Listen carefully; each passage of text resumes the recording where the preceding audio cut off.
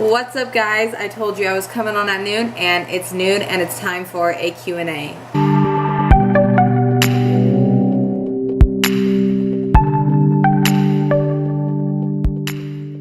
So everybody knows I'm recording also on my camera, so I can upload this to YouTube as well and put a little Q&A on there as well, because I think it's going to be really helpful. So if I look back and forth a little bit, that's why, so I can address both the camera and address this camera as well. So that was just a little bit of a disclaimer right there. Hello everybody who's joining on, and for anybody who doesn't see this recording right now or this live stream right now, it's going to be posted on my story for the next 24 hours for anybody who wants to go ahead and re-click it, because I totally understand that noon Pacific time is not the most ideal for a lot of people who might be at work right now, but this is just what worked best in my schedule, so we're going to go for it. I asked you guys on my Instagram page to send me in some of your questions that you want some clarification on in regards to health, wellness, mindset. You guys asked me some questions about myself as well, so thank you for having a genuine curiosity about what I'm up to these days and everything. So I probably have about 10 to 15 questions. It's not going to be anything long, super short. And if you guys have any questions along the way, feel free to ask. But without further ado, I'm just going to start reading off some of these questions and, yeah, just answering what my thoughts are. The last disclaimer that I'll say is that a lot of the answers that I will say come from either my own experience or the things that I've learned when growing my practice and throughout my practice. So if you guys have different opinions and different beliefs on certain topics, then that's 100% okay. And if it's something you want to talk about, we can absolutely talk about that. So I would love it if you sent me a message, and we could always share opposing opinions, because I think that that's great. And someone just asked what I do. So I'm a body image and self-esteem health coach. So I help people who have struggled with disordered eating or body confidence or self-esteem. And a lot of my practice is based around mindset transformation, because I believe that physical change is not possible without a strong mindset to match. So it's all about just embodying the health and being as healthy as we can from the inside out, not simply just what we eat, but what we do in our day-to-day lives. So yeah, that's a long way to put something short. And I'm going to try not to ramble on as I read these questions, because everyone who knows me knows that I can ramble on. Here we go. Okay, so the first question, and I don't know who these came from either, because I didn't write down usernames, but it's, how can I start changing my negative lifestyle? And this is a question I feel like a lot of people have, because what holds us back oftentimes is simply that we don't know where to start. And we spend so much time not knowing where to start that we are just stagnant for so long until the months pass, even years pass potentially. So that's a big question. And the first thing I will say is, when you want to change your lifestyle, you need to approach it from a place of love. You want to approach it from a place of love. And what I mean by this is that, let's take somebody who maybe wants to lose some weight, and their reasoning for wanting to lose weight is simply because they don't want to be fat anymore. That's a place of self-hatred. Those are the kinds of people who generally say that they're not going to be happy until they reach a certain point. But as I'm sure some of you might know, when we get to these certain points, we're still not happy, because we always want the next best thing. We are constantly growing and evolving humans, and that's just an ineffective way to approach the situation. So we want something that's going to pull us to a greater outcome, that's going to pull us to wanting a greater future. So for the same example, if you are somebody who wants to lose weight, maybe you want to do it so you can have your vitality back, and you want to feel the best that you can, or you can finally run a marathon, or you can have more energy and love for your children or your husband or wife. Excuse me. So that's a place of love. Does that make sense to you guys? This has to do with mindset too. It's all changing our mindset to coming from a place of love until we develop a mindset to where we start to think from a place of love, and we start to think about the positive before we do the negative. So yeah. And then the next thing I would say is you need to get curious with yourself. So start asking yourself questions in a non-judgmental way. So becoming very self-aware and just asking yourself questions like, let's see, I'm going to look at the list I have right here because I wrote down a couple of them. What is it that you want to get out of life? How can I go about making change happen? Even if you don't have all of the answers that you need, it's really important to at least have an open dialogue with yourself so you can find a starting point. So what you could do in this instance is analyze different areas of your life. I call this, what was that? You were saying all that I read today. Oh, hi. Yeah, I'm glad that you read it, and I'm glad you like it. I'll tell you guys about my ebook shortly. But so there's this thing called a circle of life, and it basically embodies all the different areas of your life that, when in balance, create for an extremely mentally and physically healthy person. So that is your relationships, your finances, your home cooking life, your social life, your stress levels, your sleep, physical activity, all the above. So if you want to change your lifestyle and change your negative lifestyle, then start to analyze these different areas of your life and decide what it is you would like to improve on, what's holding you back, and then pick somewhere and start there. Don't hold back any longer. Just start somewhere. It doesn't matter where. If you don't know where to start because you just haven't been able to prioritize it because everything needs to be changed, just pick one thing to start with. I guarantee you that is the right way to go rather than trying to tackle everything at once. Okay, somebody asked what I eat on a regular basis, and thanks for asking. Thanks for caring. So my favorite foods in the universe are white sweet potatoes because they're so delicious and yummy. Hummus, I love hummus, and peanut butter. So not all together and at the same time, but those are probably some of my favorite foods. I literally eat potatoes like 6 days a week in some form or another. I eat so many potatoes. Yeah, your girl isn't scared of carbs at all. I love carbs. They give me energy to fuel my workouts, and frankly, they're just very delicious.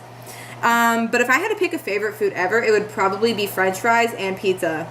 I know it's probably weird coming from like a health coach, but you know, pizza. It's pizza. You know?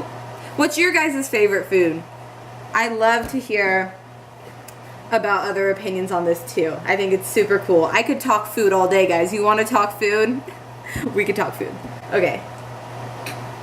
How do I ditch the scale? Also a huge issue generally with people who are focused on body image or fixated on weight or the scale or anything like that.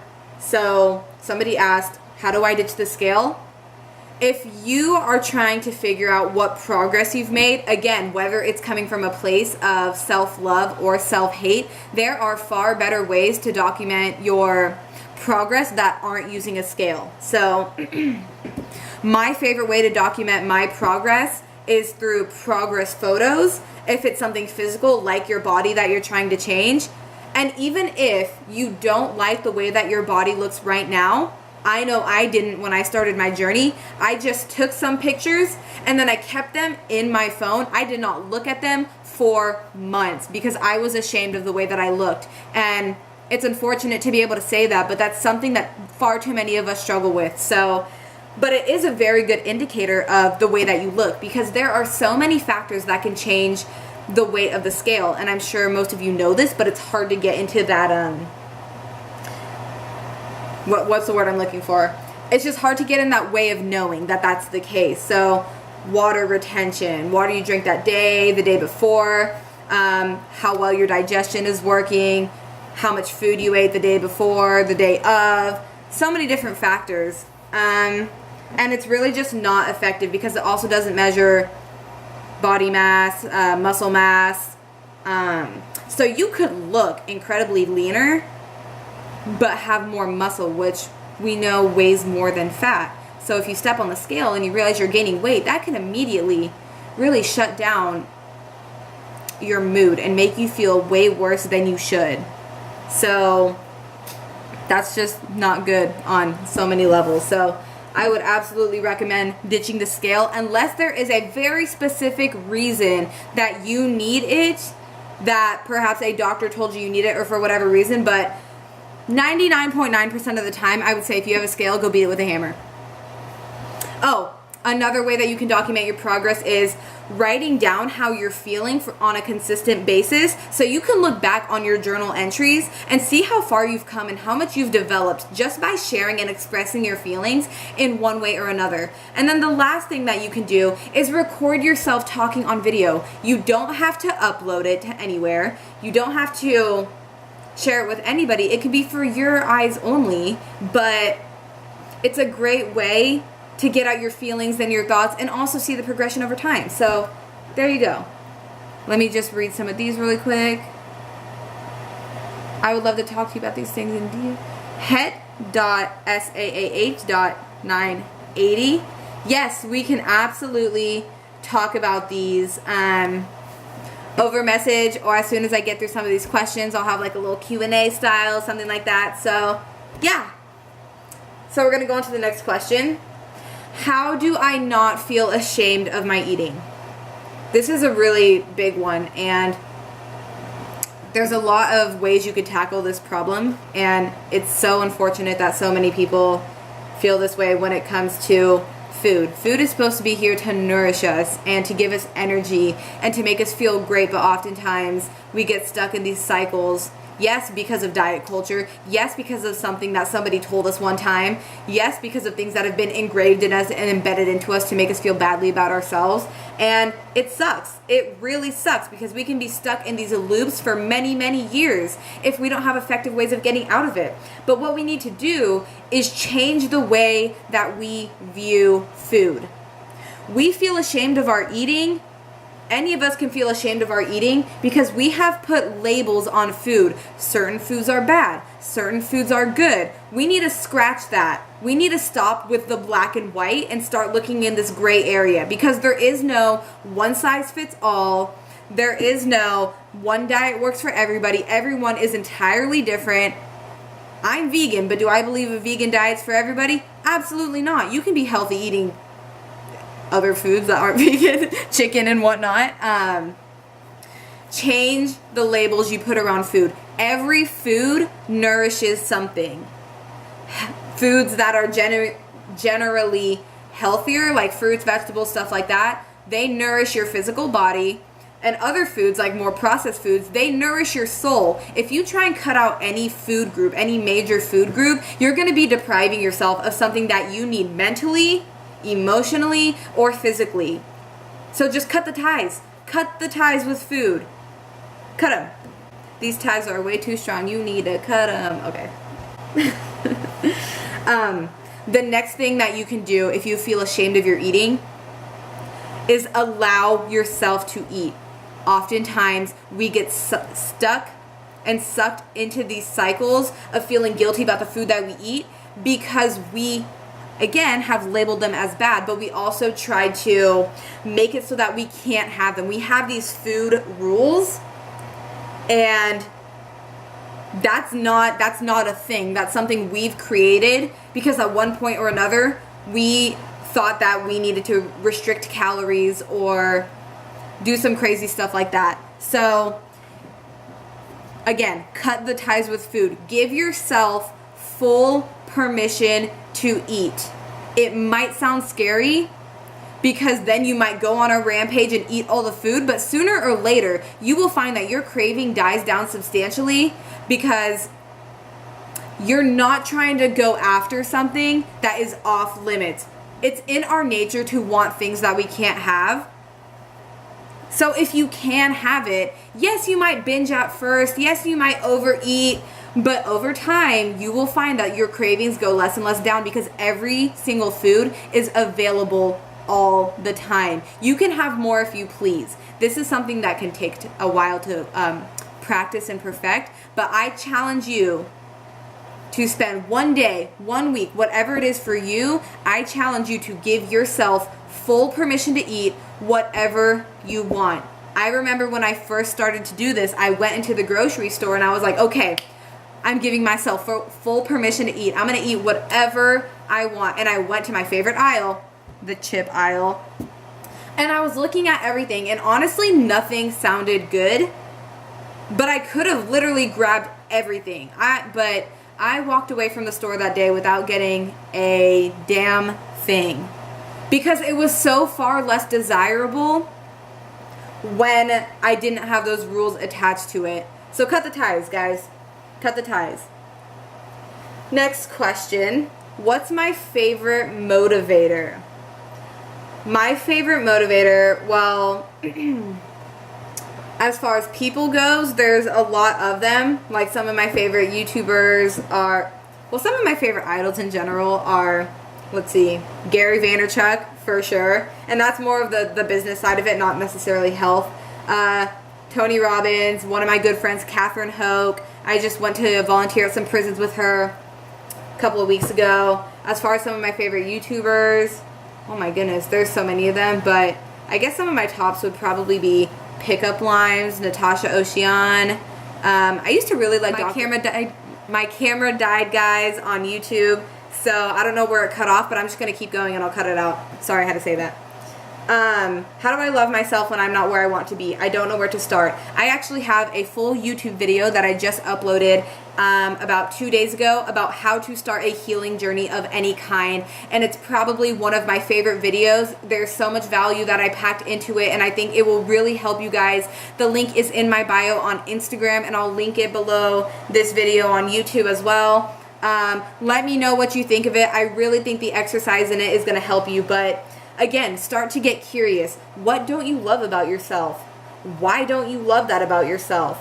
And what can you do about it? Simple questions, very simple questions, but we often forget about the simplicity of the situation when we break things down. We want the real answers, but sometimes the real answer is simply in breaking it down into baby steps. So if you don't love where you want to be, just, again, be curious with yourself. Ask yourself why you don't love yourself.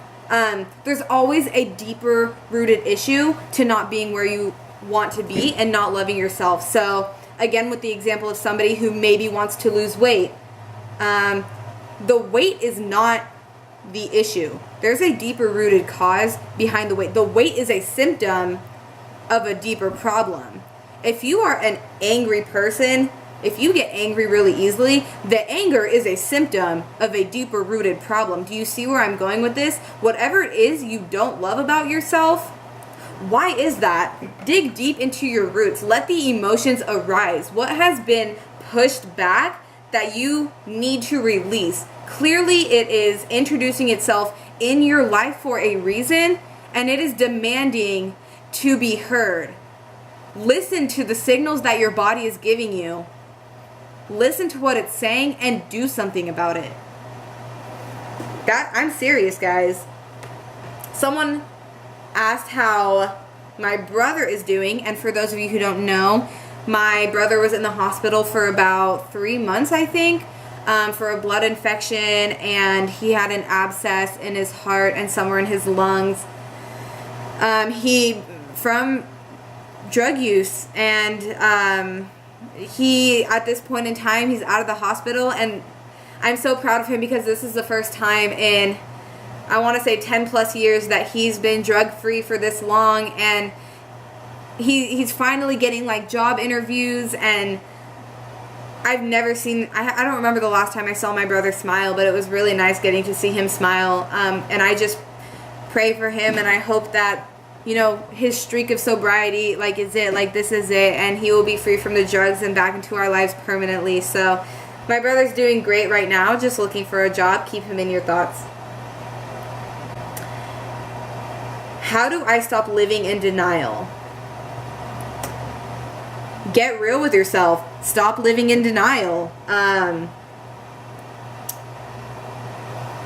on. I wrote a couple things down here, and I think I might skip over that question actually because there's a couple other ones that I want to get to without making this super long. And that one I kind of covered in some of the questions before as well. Okay. There's 2 more questions that I'm going to get to. What was a game changer for me when I was on my health journey?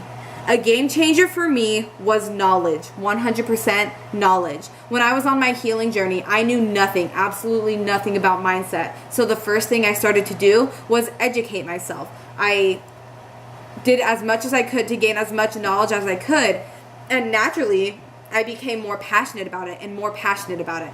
And it wasn't until I knew a lot that I started working on mindset, because I started realizing that mindset played a role in it.